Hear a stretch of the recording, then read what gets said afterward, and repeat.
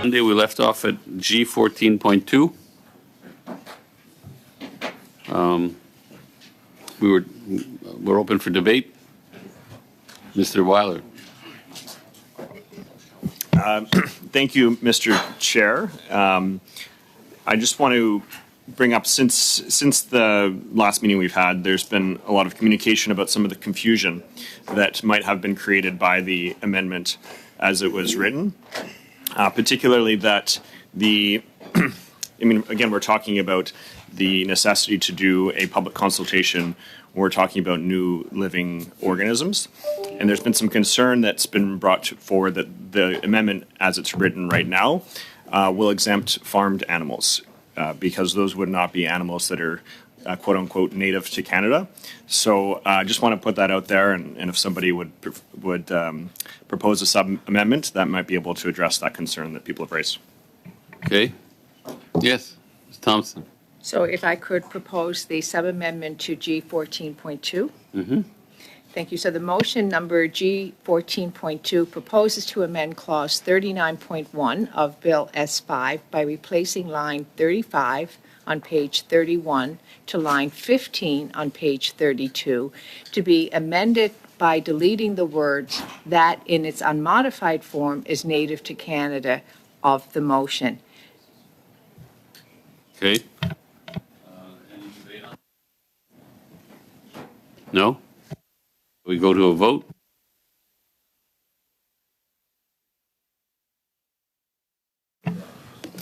Mr. Duguid. In favor.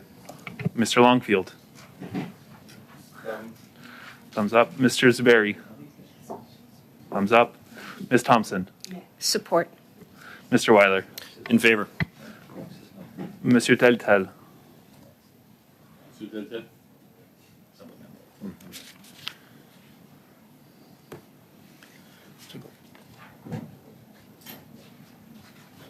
Support. Mr. Kirk. Support. Mr. McLean. Support. Mr. McGuire. Yes. Madame Posey. Non. Ms. Matheson. Yes.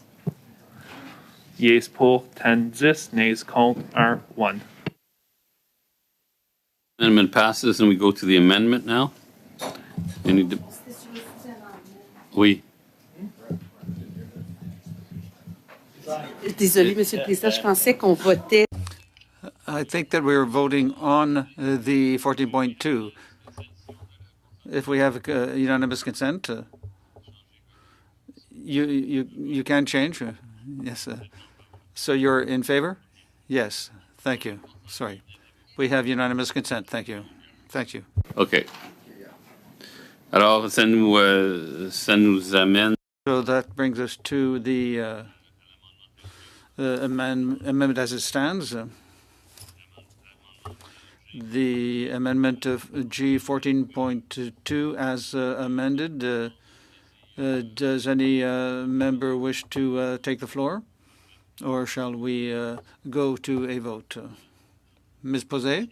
Yes, I just want to add why we are not in agreement is that we wanted to keep the amendment because they have concerns with regard to those who were here, and I think that 14.2 seems to ignore that. That's why we're against. We'll now go to the vote. Mr. Duguid. In favor. Mr. Longfield. In favor. Mr. Zuberi. Opposed. Ms. Thompson.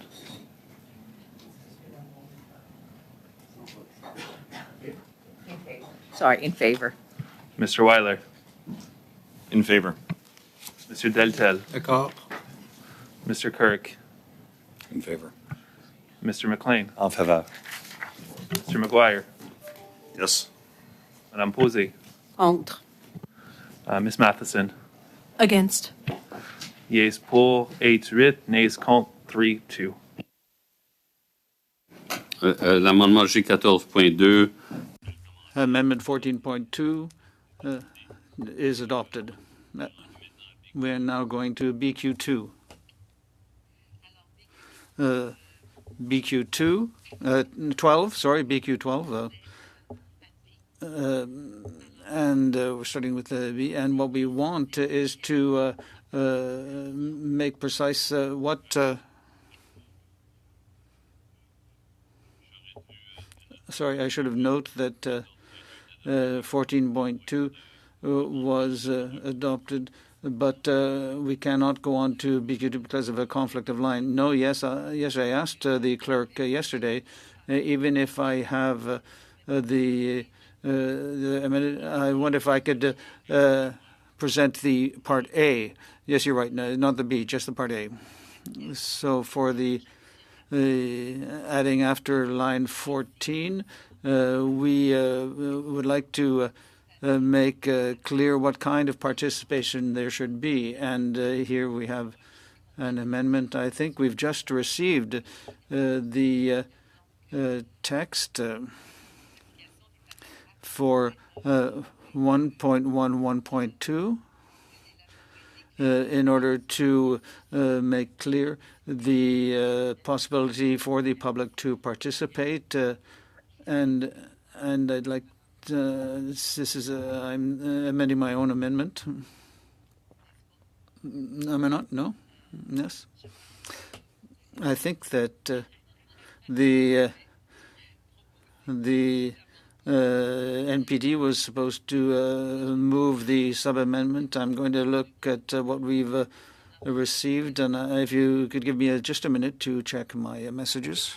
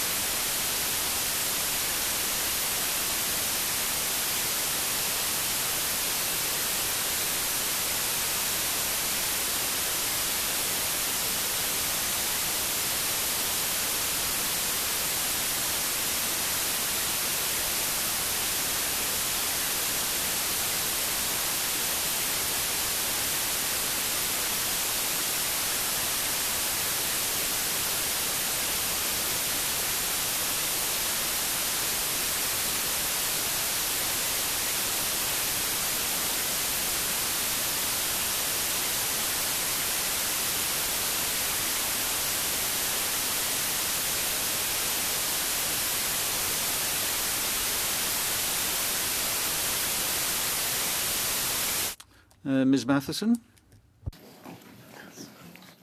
Thank you, Mr. Chair, and I ask for the indulgence a little bit here, but I do believe that the NDP has a sub-amendment to BQ 12 that everybody should have received. So under 1.3, we want to remove the words subsections 1.1 and 1.2 and add informing the minister's assessment, the ministers shall provide the public with opportunities, removing of the public to participate, keeping to participate in the assessment, and changing including opportunities to.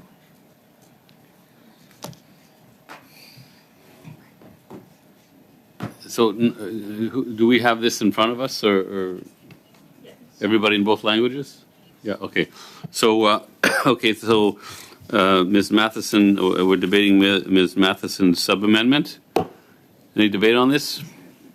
I don't see any. Should we go to a vote? Mr. Duguid. Opposed, Mr. Chair.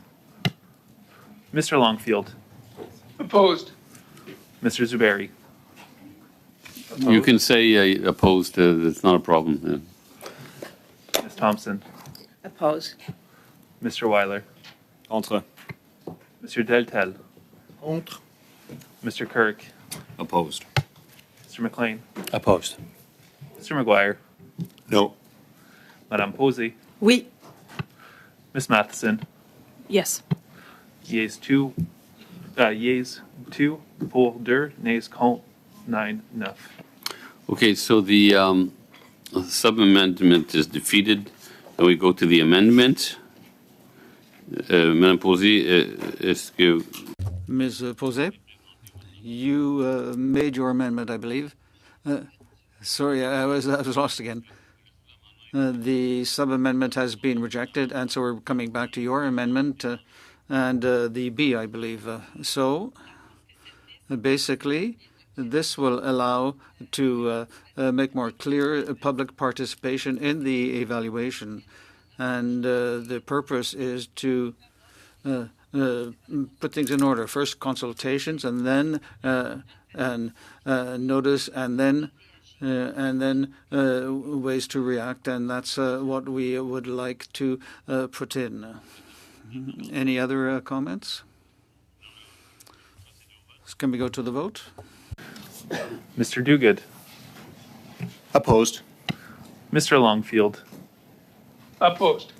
Mr. Zuberi, Opposed.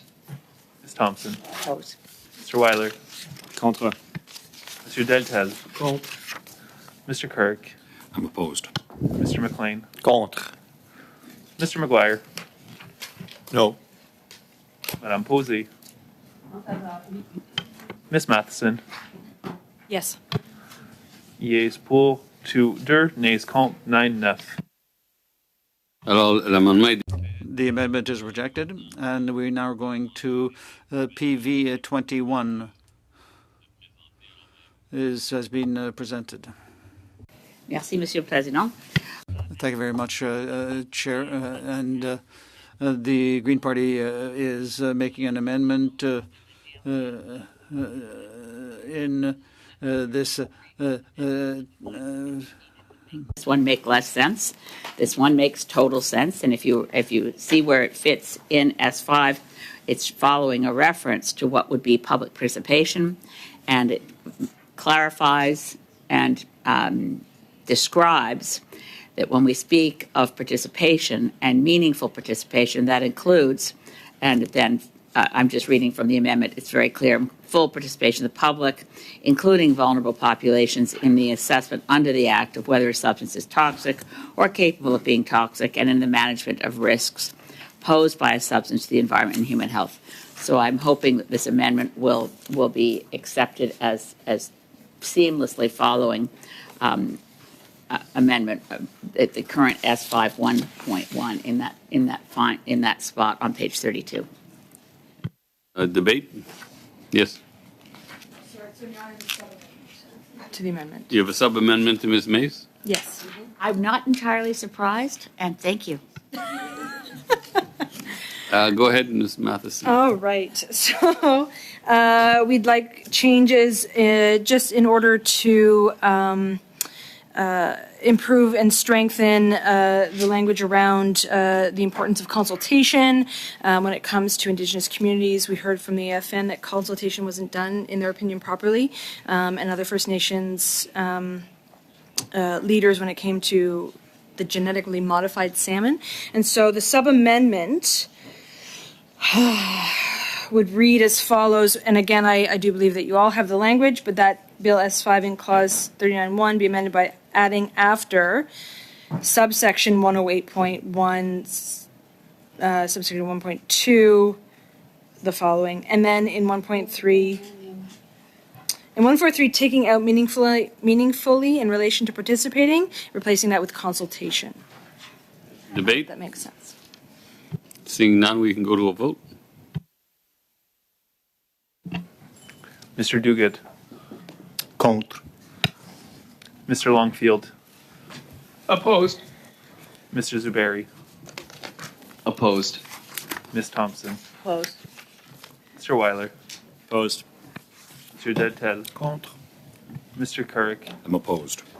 Mr. McLean, Opposed. Mr. McGuire, No. Madame Posey, Oui. Ms. Matheson, Yes. Yeas pour 2, 2, nays contre 9, 9.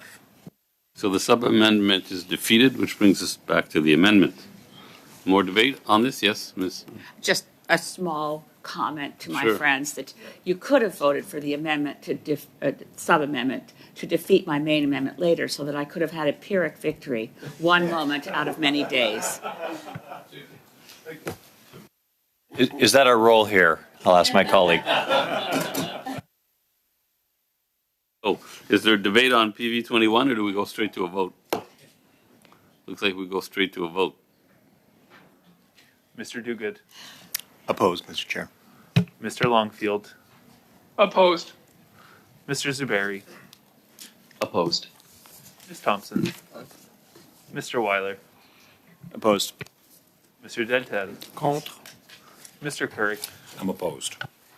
Mr. McLean, Contre. Mr. McGuire, Opposed. Madame Posey, Oui. Ms. Matheson. In favor. Yeas poll 2 der, nays contre 9-9. Okay, so the amendment is defeated.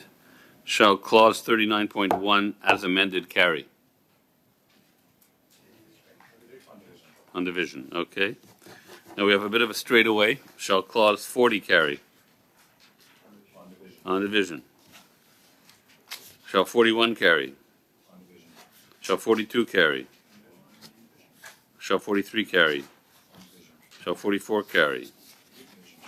Which brings us to 44.1 and NDP 36.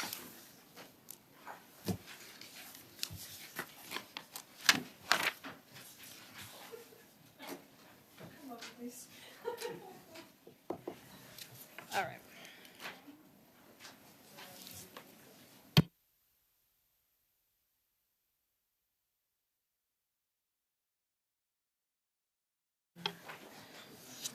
I apologize. So I can, You're presenting NDP 36, but you don't need to read it. all right, so as everybody already has the language, I believe I just move it into record? All right. Thank you.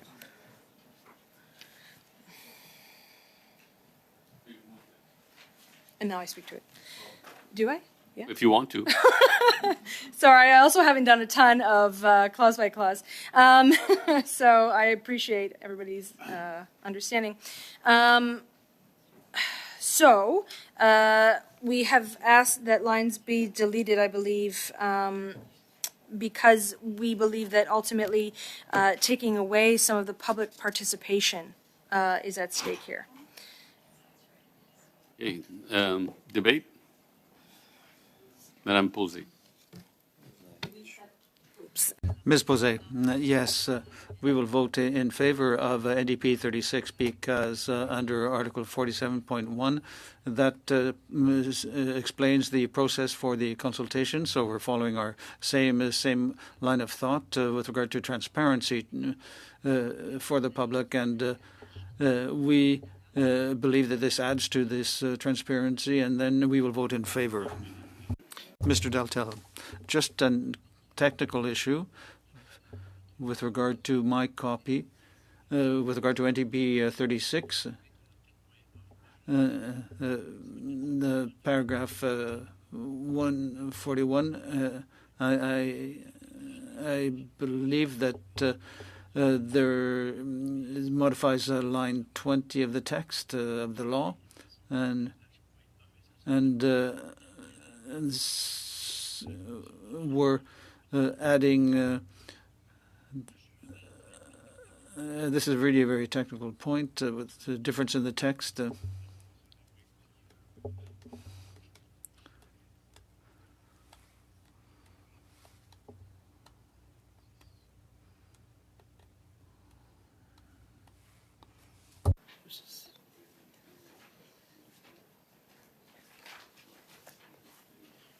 C'est peut-être simplement juste.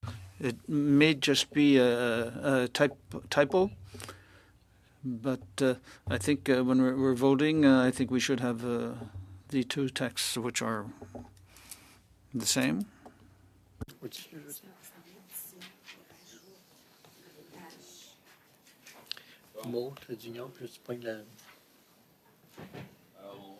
On place une ligne. On ajoute. So we will add. that's cleared up. No, I just wanted to make sure that there was no error. Est-ce que So, any other discussion? I don't see any. We'll go to the vote. Mr. Duguid, Opposed.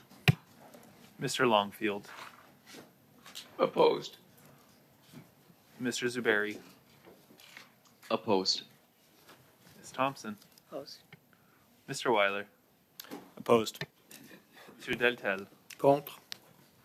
Mr. Kirk, I'm opposed. Mr. McLean, Mr. McGuire, No. Madame Posey, Oui. Miss Matheson, Yes. Yes pour 2-2, nays contre 9-9. l'amendement est défait? The amendment is rejected.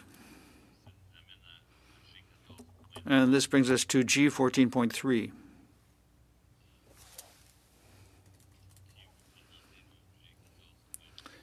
Who will present it? Mr. Weiler? Thank you, Mr. Chair. I'd like to put forward this motion, which reads that Bill S5 in Clause 44.1 be amended by replacing lines 21 to 25 on page 35 with the following. Subsection G.1, prescribing a living organism or group of living organisms for the purpose of subsection 108.1, subsection 1. So essentially what this amendment provides is regulation making authority under the consultations that we just discussed as part of 14.2 and passed at the beginning of this meeting.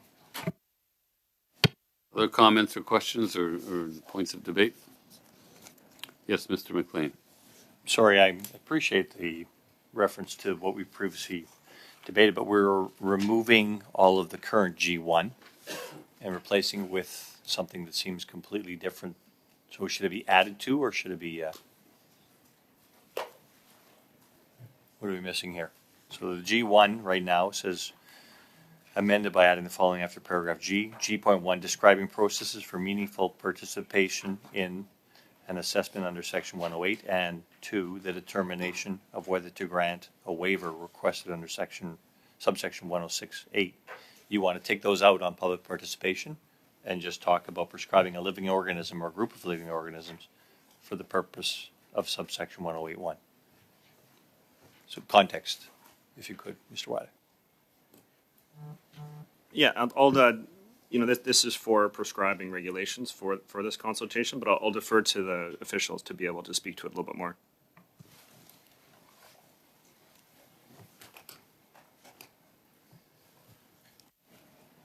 So in G14.2, as amended, there's a new authority to, or a new requirement to consult any interested parties with respect to a prescribed living organism or group of living organisms. So this is just the corollary amendment that would give the government the authority to prescribe what those living organisms are, to which this consultation obligation would apply. Otherwise, the consultation obligation is meaningless. We actually have to list the living organisms by means of regulation. And this provision that we're discussing now is the authority to, the regulatory authority to actually list those organisms.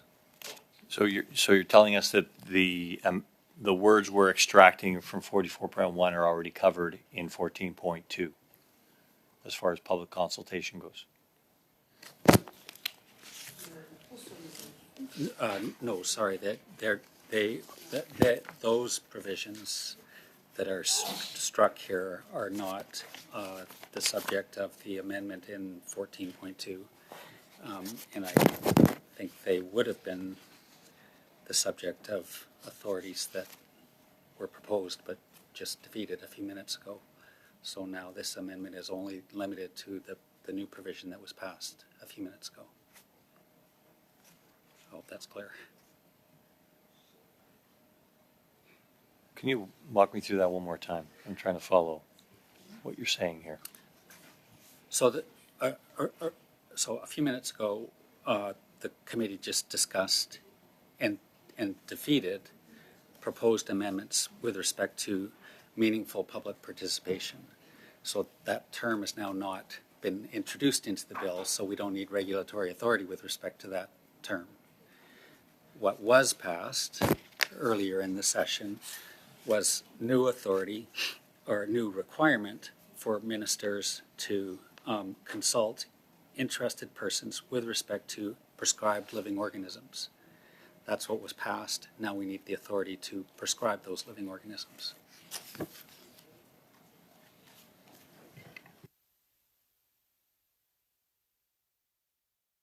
Okay, that's pretty clear. That authority wasn't in the bill before, which is.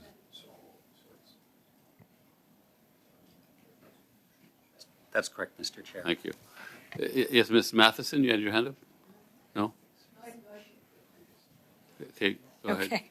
So, and again, I'm trying to catch up a lot, but ultimately, so the government or this committee has taken out that idea of public participation or Indigenous and full consultation and has now replaced it or is just leaving it into interested parties.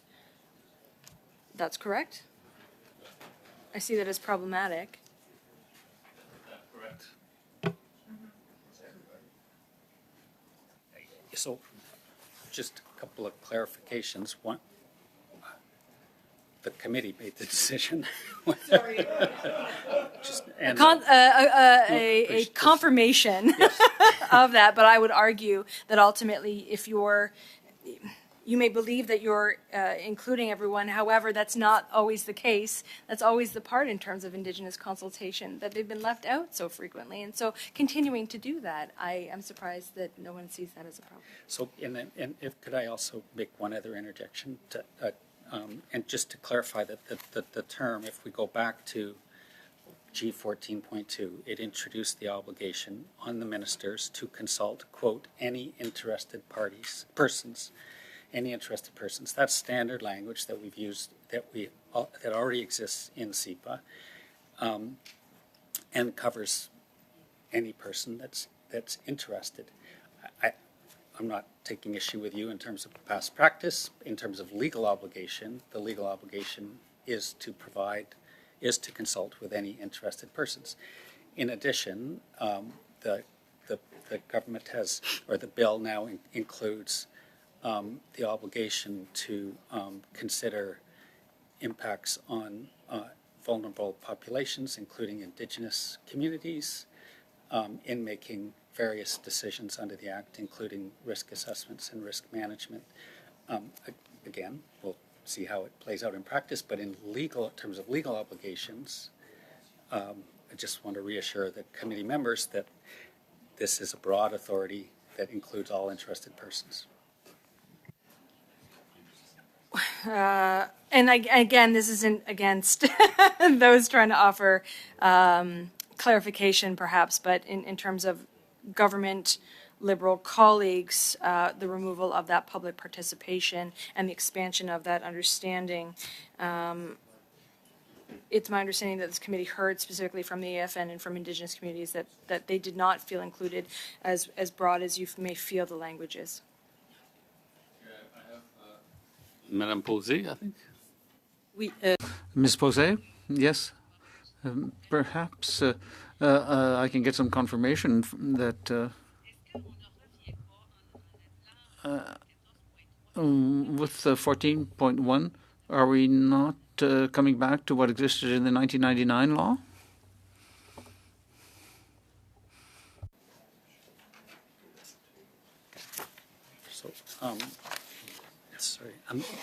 So Amendment 14.1 actually amends SEPA. So it adds an obligation to the existing statutory requirements. It's not just what we currently have in the statute. So this adds a new obligation to consult interested persons with respect to these decisions. So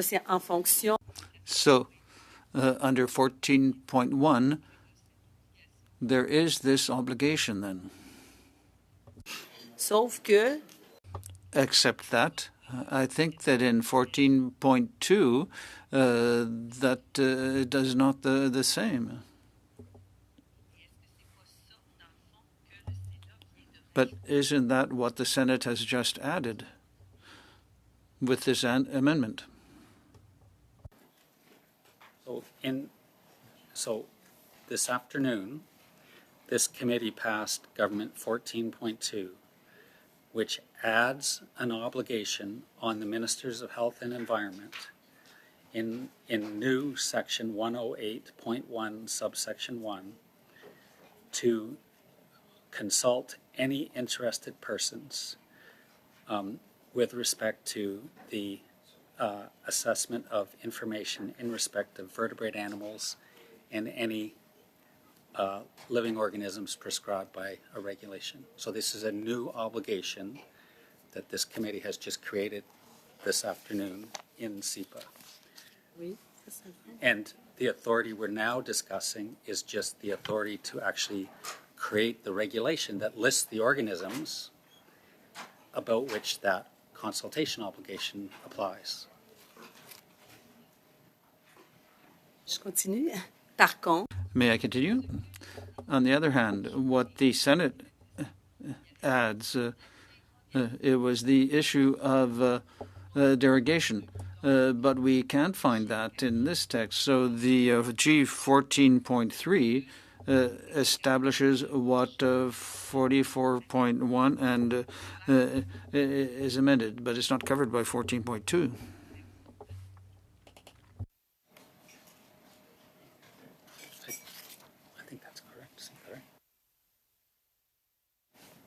That's correct. C'est correct. Merci. Alors, That's correct. Thank you, Ms. Matheson. To ask a further question, when you spoke specifically about all persons being consulted or whatever, is this in line with the obligations under UNDRIP and that legislation as well?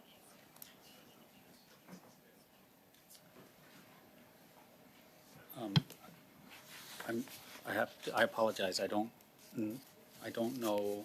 I don't think I'm able to comment. I apologize. Posey. Ms. Posey, yes, with regard to your explanation earlier, could I suggest an amendment that would add to 22 to 26 the 14.3, and this would be by adding. So we keep what's already there, but we would add it. Well, we want to add the 14.3.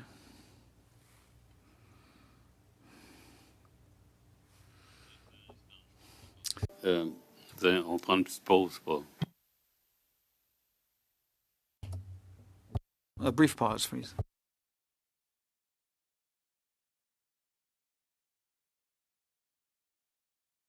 Il faudrait nous envoyer votre texte. Could you send us a text in that regard? I just want to add by adding rather than by substituting. And another committee, we just changed one word. It's just one word?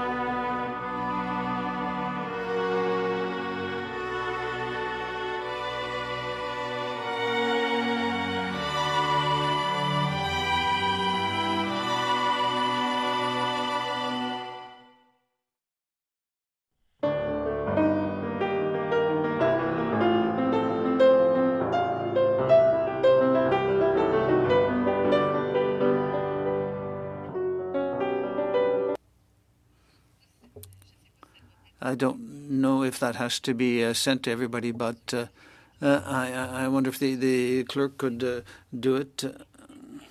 So what you want to do is change replacing to adding. Clause 44.1 be amended by, instead of saying replacing lines 21 to 25, by adding after lines 21 to 25.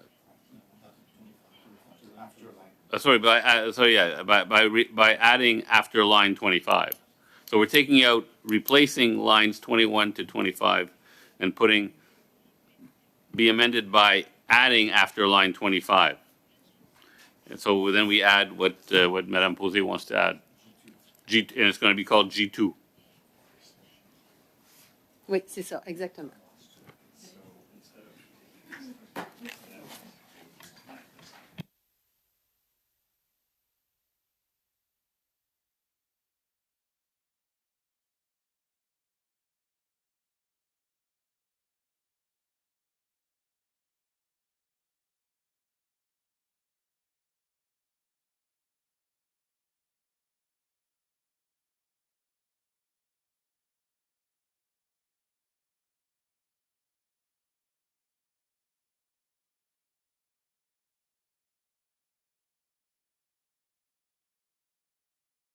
If it's, get your comment on this.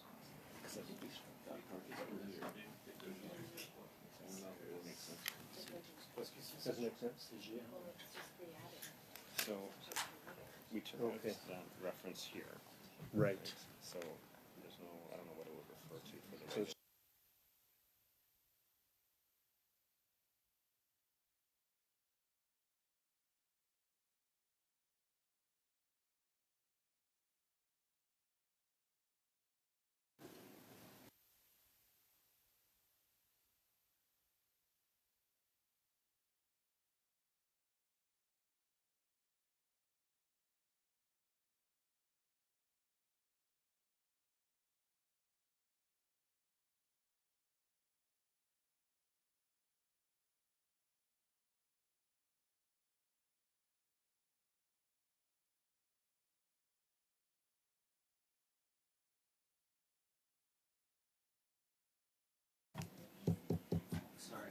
I apologize. We're just trying to follow the implications. And in a previous session, I believe the committee approved G14.1, which required ministers to publish as soon as possible a notice stating the name of anybody who's been granted a waiver. So the waiver process is intended to complement the risk assessment, the process to assess new substances, which is a time-bound process. That's a process then that is managed by risk assessment officials, and this amendment, as I understand it, would interject at least an implied expectation of that the government would develop regulations prescribing processes for meaningful public participation in decisions about granting a waiver, which seems to contradict the obligation that was passed to grant waivers as, quote, as soon as possible. So we're just wrestling with the implications here. But you wanted some more time to reflect on this? I think that might, and I apologize to the committee. I had not anticipated this. I think we'd appreciate maybe if we could come back to that rather than prolonging this discussion while everybody stares at us. Pardon? We'd have to stand it, or we could just vote on it. Yeah. Okay. What a novel concept. sorry, guys, I don't know. You want to take a pause? We'll take a pause. I think we're gonna have to go back and actually, where's the rest? We stood before. Correct. So we can come back That's to a lot this as well as the others So would it be with the clause full 20? understanding of the implications. Would that be okay?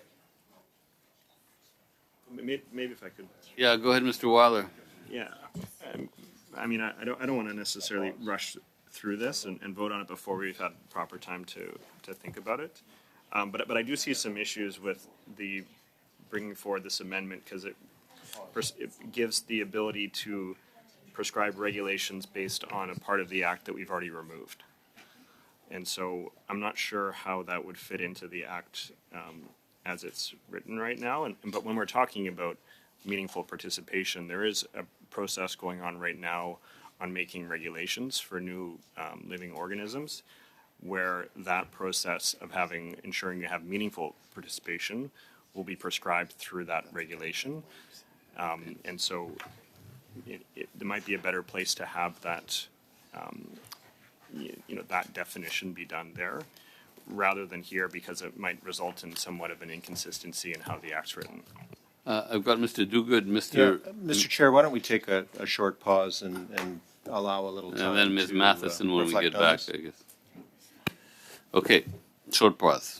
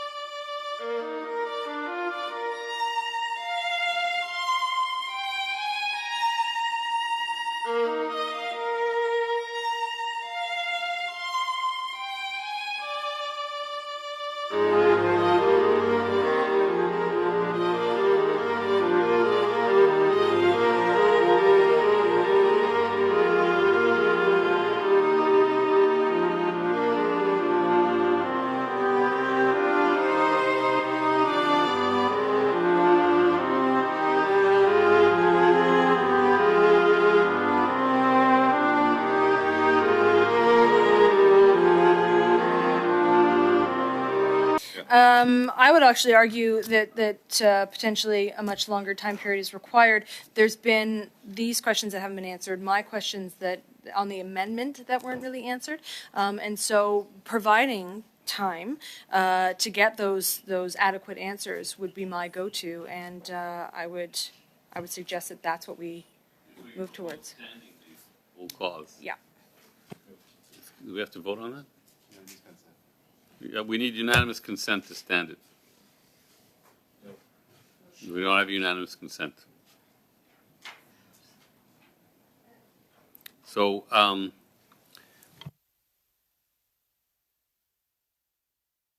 you can vote on the sub-amendment. Okay, what's the question to Mr. Moffat, though? I forgot. It was his reflections Oh, the on reflections, on okay. this sub-amendment, which seems to reverse a decision we've already made. Okay, Mr. Moffat, yeah. I'm afraid I'm just going to repeat the position I articulated earlier on discussion. I think we agree that the issue here is with respect to the reintroduction of sub 44.1 G.1 sub Roman numeral 2, the determination of whether to grant a waiver. So prescribing processes for meaningful public participation in the determination of whether to grant a waiver would appear to contradict the obligation that was created in G14.2 earlier this week that created a new section 108.1 sub 1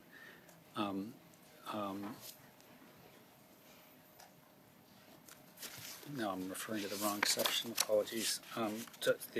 The obligation earlier in the week to publish decisions about waivers as soon as possible, and also runs counter to the basic process for or purpose of a waiver, which is to support risk assessments and to ensure that risk assessors have access to all information needed to make their science-based decisions. This is not a public participation process. This is a science-based process. We're talking about Madame Posé's sub-amendment, right? We're saying it's contradicting something in the bill. So can we just vote on this? Uh, Oui, Madame. Ms. Posey? Mr. Weiler? Yeah, I just thought I might say something to Ms. Matheson's comment. She raised some concerns about the AFN and consultation with Indigenous peoples as part of this. I just would want to refer to the preamble of this legislation, which says that Canada is committed to implementing the UN Declaration of the Rights of Indigenous Peoples, including free, prior, informed consent. So when we're talking about interested persons in this, given that, I don't see how that would not include consultation with Indigenous peoples. Madame Posé. Ms. Posey? Yes. I'm not as aware of these issues as our officials, but G14.2 refers to paragraph 114 of the Act. Paragraph 114 means that the government and council, and there's all the list, I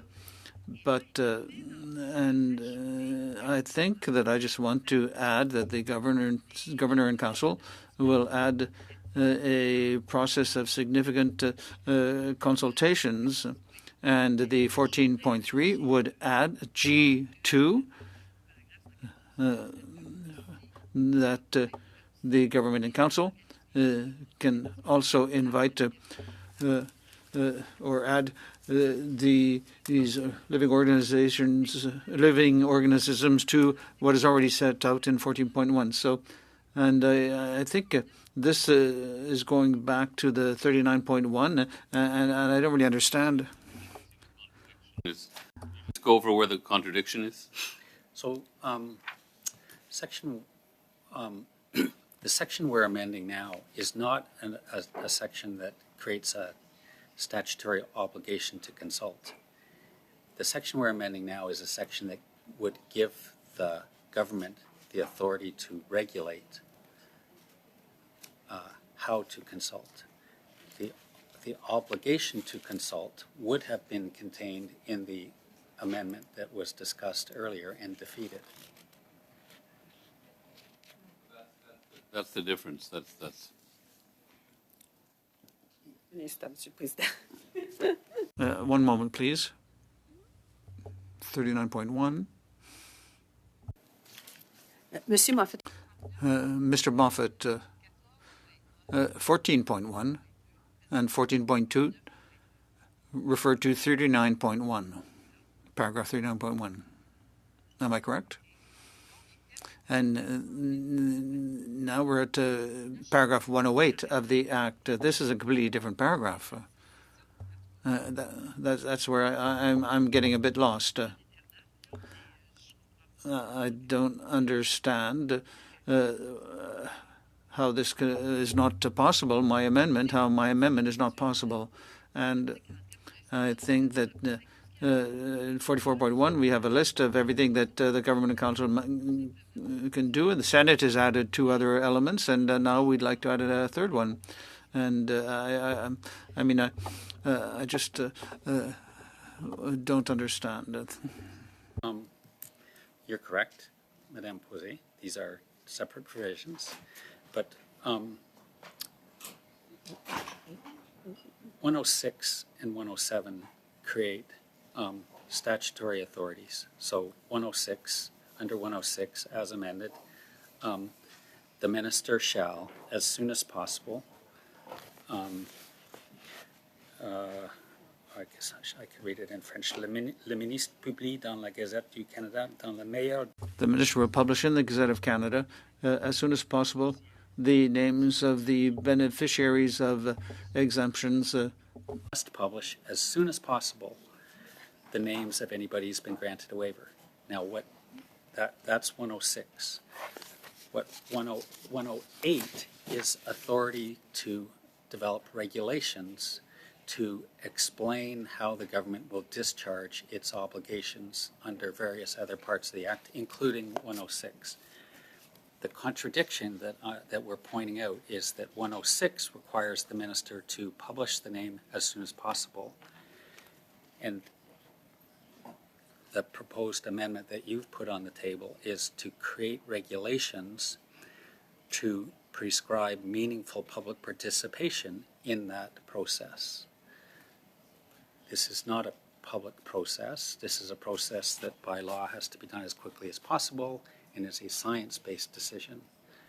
So it's hard to have meaningful public participation in a science-based decision that has to be done as quickly as possible. Okay, we'll go to Ms. Matheson. I think we'll go to Ms. Matheson now. Très, très brièvement, Madame, on s'attarde sur ça, mais... Sorry for dragging this out, but... Understanding correctly, Mr. Moffat, you said that that the obligation of consultation has already been removed. And in a previous, that was already voted down. In 39 point something?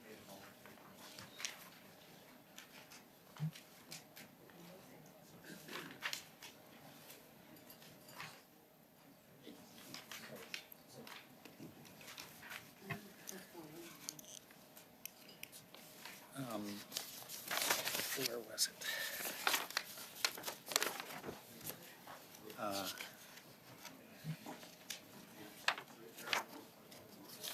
Sorry, I'm getting lost here.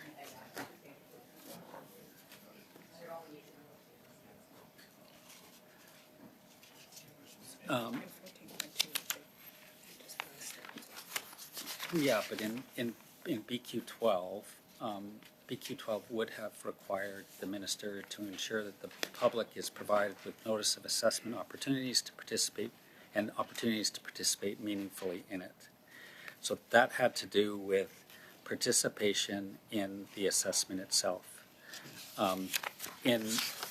That was defeated. However, in Government 14.2,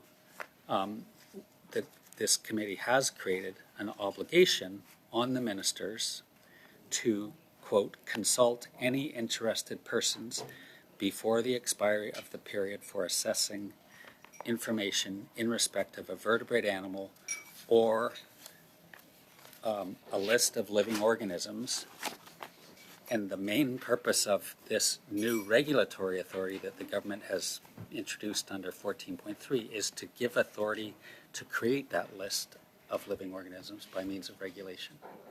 So in 14.2, it was, the limited part was the public participation. And so ultimately, while you've given the obligation to create the list and make people, or make it known that there is this list, that opening up to public participation has been closed, so it's hard for people to hear about it.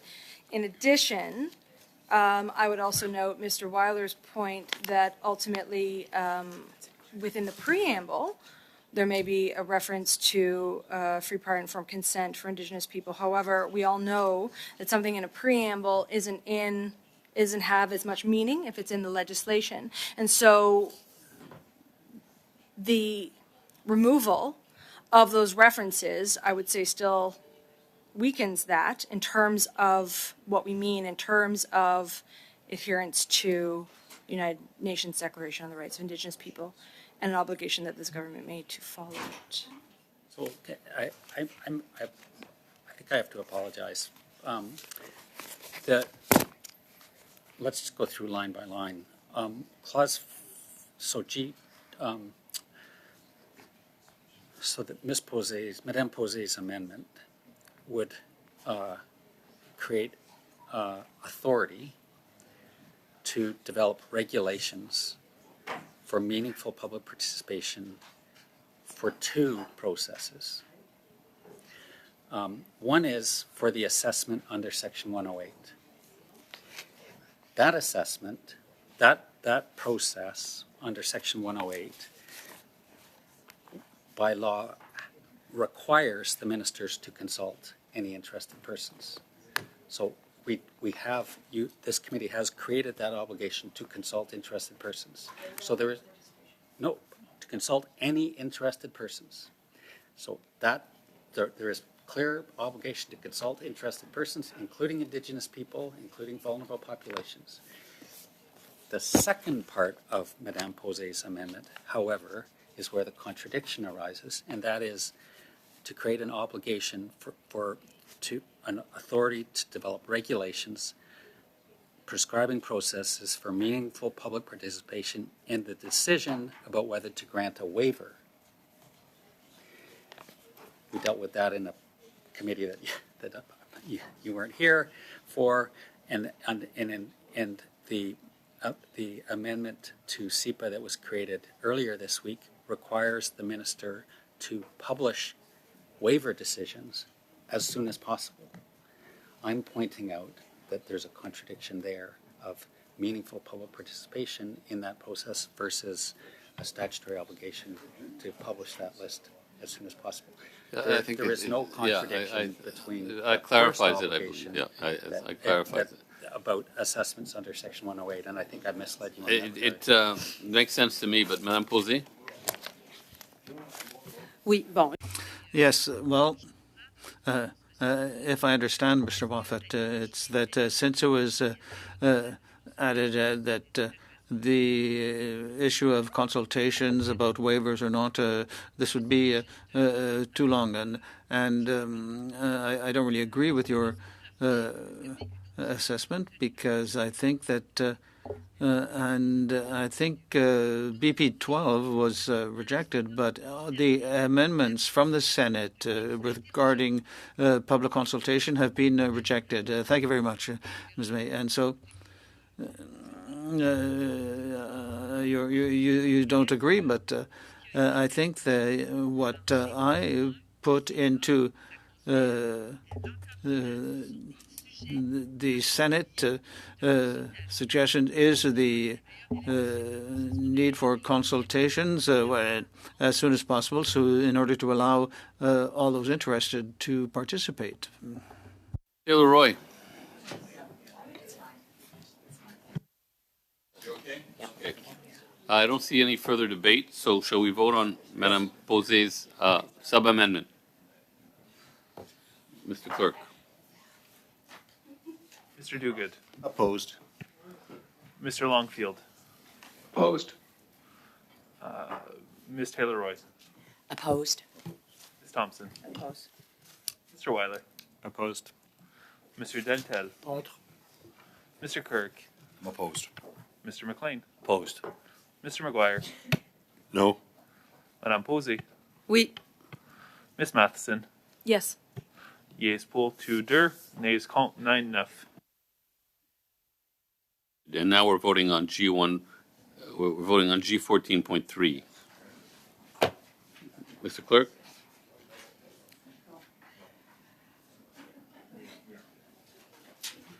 Mr. Duguid, Oui. Mr. Longfield, In favor. Ms. Taylor-Roy, In favor. Ms. Thompson, In favor. Mr. Weiler, Pour.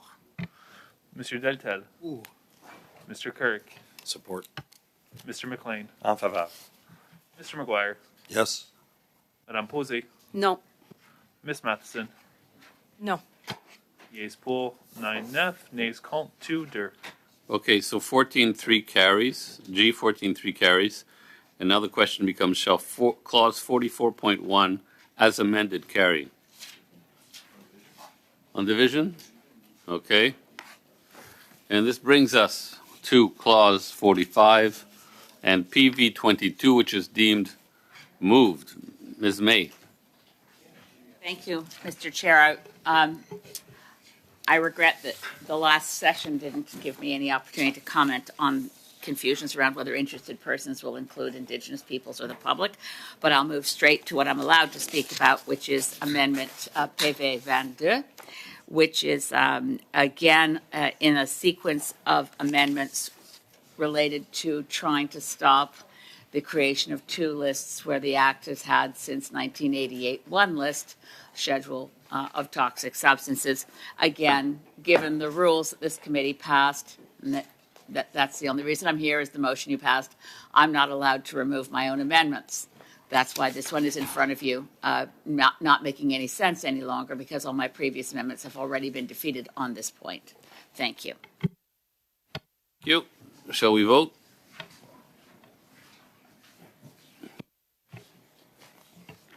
Mr. Duguid, Contre. Mr. Longfield, Opposed. Ms. Taylor-Roy, Opposed. Ms. Thompson, Opposed. Mr. Weiler, Opposed. Mr. Deltel, Contre. Mr. Kirk, I'm opposed. Mr. McLean, Opposed. Mr. McGuire, Opposed. Madame Posey, En faveur par principe. Mr. Garrison. Yeas poll 2 der, nays compte 9-9. Shall, so it's defeated, shall clause 45 carry? Pardon? On division? Shall clause 46 carry? Shall 47 carry? Shall 48 carry? Shall 49 carry? And that brings us to clause 50, G14.3.1.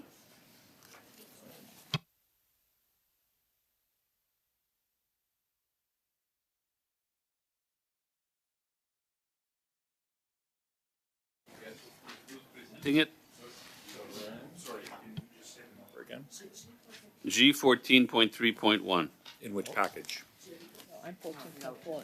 14.4, isn't it? We're at clause 50 now. And what I have in front of me is that the government is going to present G14.3.1. I don't know. It's what says point 1, but should it be point 4? You want me to say? Okay. Yeah. Ms. Thompson. Thank you. Sorry, it's a slightly different number here, so I apologize for the inconvenience. So that Bill S5 in Clause 50 be amended by replacing line 14 to 16 on page 39 with the following. 2, a request for confidentiality shall be submitted with reasons addressing the criteria set out in paragraph 21A to D of the Access to Information Act in writing and contain any supplementary information that may be prescribed. So yeah, thanks, Chair. Yeah, and I do have the The agenda that I printed off was, I believe the last cent, and I don't have that particular clause. It goes directly to NDP 37, which is noted as new in the package that I have here, but we don't have 14.3.2, 4. And des copies blanches?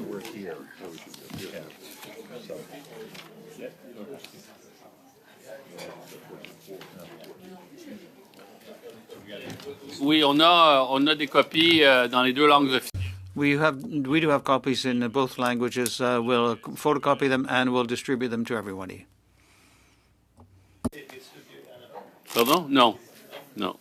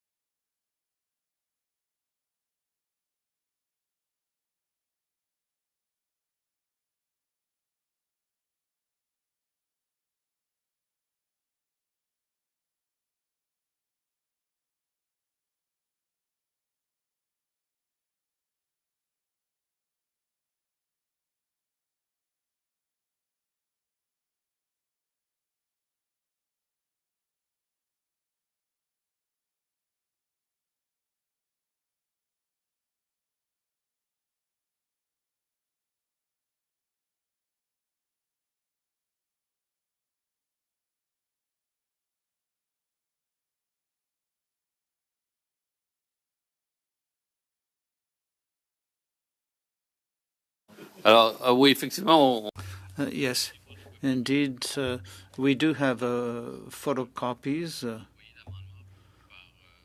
but we're going to try to send it electronically to your mails. I hope that you have received it. Have you received it? The amendment?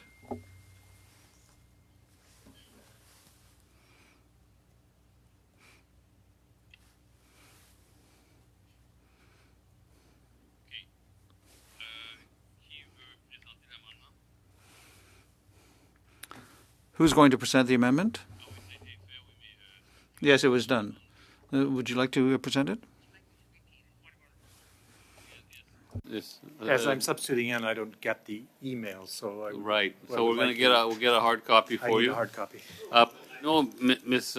Thompson, you read it out, but do you want to explain it? You don't have to, but I'm sorry. Terry, would you? Actually, my. okay, Mr. Garrison, apparently a copy was sent to you electronically. Mr. Garrison?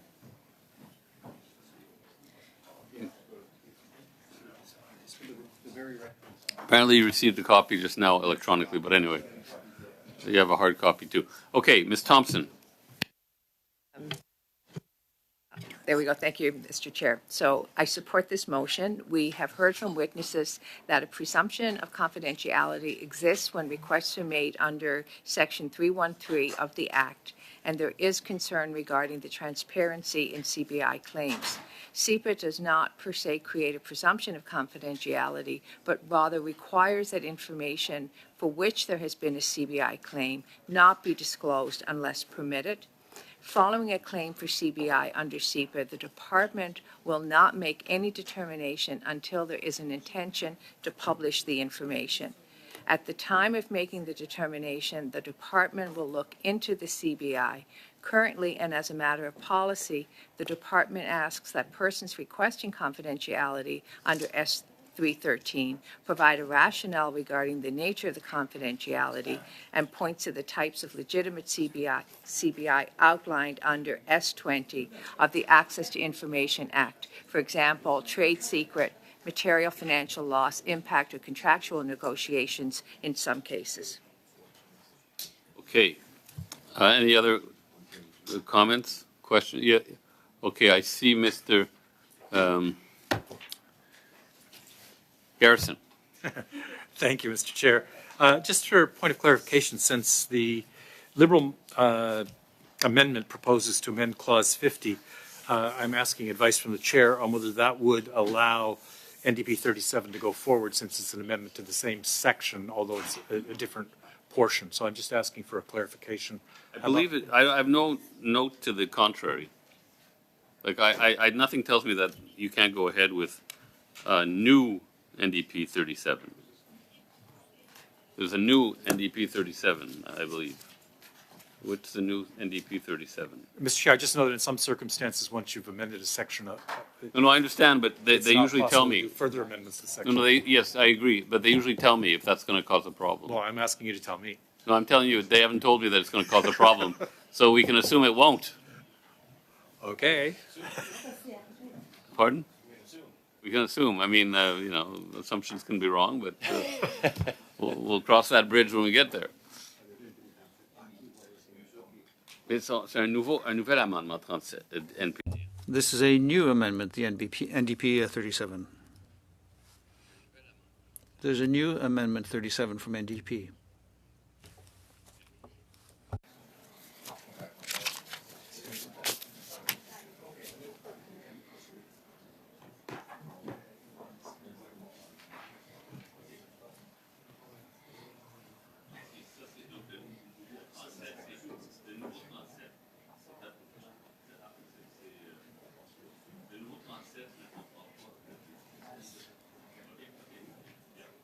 Understand it, clerks and anyone else can correct me, but you would be right if we were dealing with the previously submitted NDP 37, but there is a new NDP 37 which would not include a section that was in the old NDP 37, and therefore there won't be a problem. There won't be a conflict.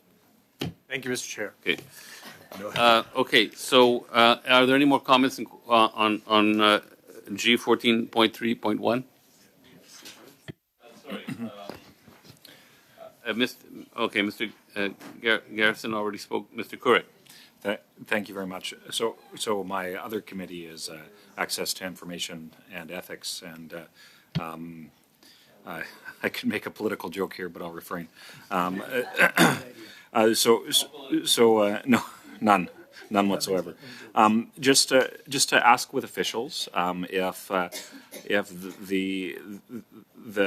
it looks to me like this amendment is simply clarifying the needed compliance with the Access to Information Act, as would be the case with any federal legislation. So I'm just asking if the officials could clarify that, talking about assumptions, that assumption is in fact correct, to ensure that any waiver that would be granted is in fact subject fits the allowances laid out in the Access to Information Act, specifically paragraph 20 as outlined in the amendment. That's correct. I think it goes beyond that because it codifies the current policy of both departments to request a set of information Chair, if I from could have a brief follow-up. applicants Follow-up. in order to make the determination about whether the decision will be aligned with the Access to Information Act. So, but it's a legal codification of an existing policy intended to ensure alignment of the Access to Information regime in SEPA with the Access to Information Act.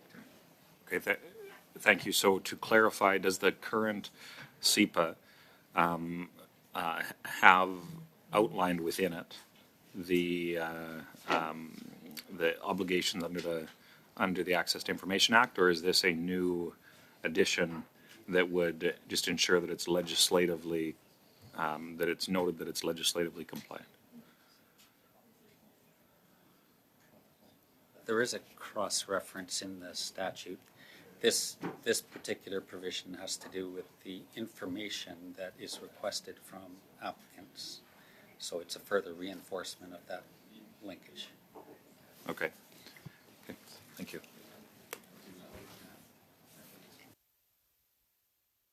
Okay, anyone else before we vote?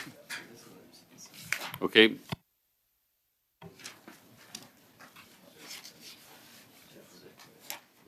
Mr. Duguid. Mr. Duguid? In favor. Mr. Longfield? In favor. Ms. Taylor-Roy? In favor. Ms. Thompson? In favor. Mr. Weiler? In favor. Mr. Deltel? Pour. Mr. Kirk? Support. Mr. McLean? Pour. Mr. McGuire? Yes. Madame Posey? Contre. Mr. Garrison? In favor. Yeas pour 10-10, nays contre 1-1. Okay, so it is adopted. Now, we then have NDP 37, a new NDP 37, and BQ 13, and I'm told they're very similar. Hello? Okay, so we go to new NDP 37. Mr. Chair, just I'm wondering if we could try swapping out and see if anything's changed, given that in a previous meeting, halfway through the meeting, the audio changed for. Okay, can the interpreters tell us if anything has changed? Nothing has changed. Nothing has changed. That way, I'm getting the thumbs down again. So nothing's changed. But we do only have. What I'm understanding, Ms. Collins, is you would like to present this new NDP. I would very much like to. Yeah, because it's a little complicated and it's yeah. So we only have 4 minutes left. Yes.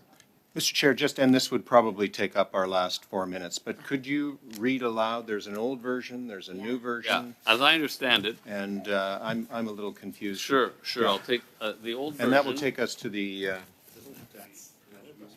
Okay, what's the old one? Yeah, but now she's changing.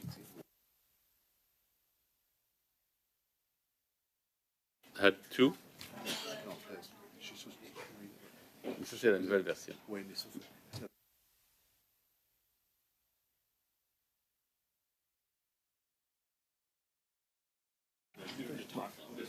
Even before this? Mr. Chair. Okay, ça c'est le troisième. Oui. Mr. Chair, if I could, I think it might be appropriate to see the clock at 5:30 and. Before we do that, though, can I ask that we make sure that this new NDP 37 has been distributed to everybody, so that when we get to the next meeting, we ça peut être distribué. Okay, so we need this in both official languages, Ms. Collins, the new NDP 37. Can you get that to the committee? We have, Absolutely.